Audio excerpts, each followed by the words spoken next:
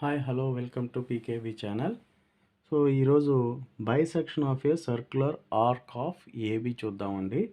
So ఇక్కడ మీరు observe చేసినట్టయితే సమ్ ఆర్క్ అనేది నేను డ్రా చేస్తున్నానండి.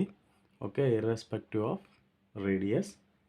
సో డ్రా చేసుకున్న తర్వాత ఈ పాయింట్ని నేను ఏ అనుకుంటున్నానండి, ఈ పాయింట్ నేను బి అనుకుంటున్నానండి. సో ఇప్పుడు ఈ ఆర్క్ యొక్క రేడియస్ అనేది నాకు తెలియదు, బట్ ఈ ఆర్క్ నేను హాఫ్గా ఎగ్జాక్ట్గా హాఫ్కి డివైడ్ చేయాలి.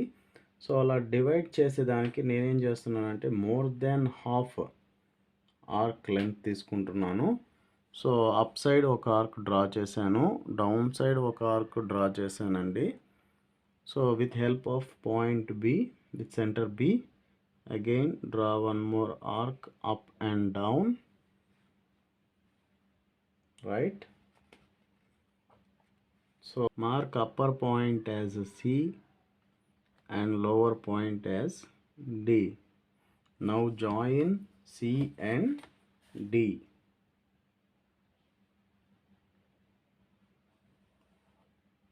With help of this procedure, we can bisect the circular arc.